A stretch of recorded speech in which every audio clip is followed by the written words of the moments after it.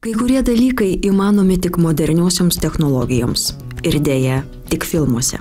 Tikrovėje dar niekam nepavyko laikui bėgant eiti jaunyn, bet jau gali pavykti senyn eiti ne taip greitai.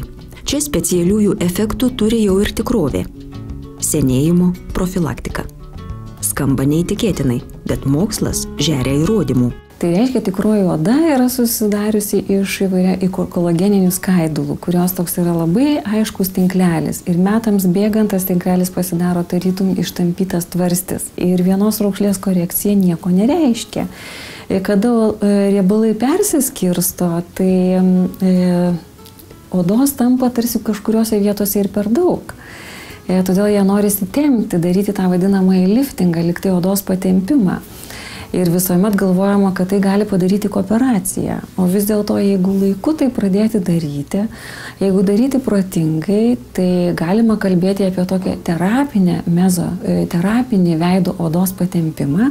Tai reiškia, kad tam tikrais preparatais. Tai yra ir hialurono rūgšties preparatai, tai yra ir kalcio hidroksiapatito preparatai, atsiradę, kurie leidžiant tam tikrais vektoriais į odą, tam tikrom kryptim, pasirenkant tam tikrą tankį preparato, tam tikrą molekulės dydį hialurono rūgšties, gali patempti odą be operacijos. Iš šono žiūrint, procedūra nesudėtingesnė kaip skiepai. Pacientės raukšlelės negilios, hialurono rūgšties prireiks labai nedaug. Dūris vos justi, jokių žaizdų ir jokių mėlynių. Nors dūrių bus daug, daktarė hialuroną leidžia pagal tam tikrą schemą, kad raukšlelės būtų ir užpildomos, ir prilaikomos aplinkinių audinių. Sukuriamas tarsi namo karkasas. Šios injekcijos yra tarytum perspėjimas odos, tarytum davimas jai toks, tos medžiagos, kuri yra reikalinga, ir informacijos, kad ji pati pradėtų gaminti kolageną. Nes būtent apie hialurono rūgšties molekulę ne tik yra pritraukiamas vanduo ir oda pasidaro elastingesnė, bet pradeda formuotis naujas, tikras, geras kolagenas. Hialurono rūgšties molekulė, jinai yra kiekvieno mūsų organizme, jinai yra praktiškai kiekvienoj ląstelėj. Ir todėl jos bijoti tikrai nereikia. Tačiau ar pradėję šias procedūras nebūsime priversti tapti nuo jų priklausomi, juk raukšlių darysis vis daugiau, o suleistas hialuronas neamžinas. Priklauso, aišku, nuo odos, nuo to, kaip organizmas suvirškina tą medžiagą, kaip apie ją greitai susiformuoja naujas kolageno tinklelis, kiekvienam skirtingai. Bet tos medžiagos suleistos gali veikti net ir apie metus ir kai kurios ir ilgiau ir žiūrint kokiose vietose ir ką mes norim koreguoti. Tai pavyzdžiui, į stambesnės raukšlės suleistas tirštesnis, klampesnis preparatas, jis laikosi apie 1,5 metų, jeigu tai yra kokybiškas, geras preparatas. Ir aš manau, kad žmogui tiesiog yra malonu po to tęsti tai nereiškia, kad tu įklimsti kažkokį tai liūną ir visiškai besaikiai ten iš savęs darai kažką tai, kad kitas po to tavęs gali ir po kelių metų galvoti, kas čia atsitiko.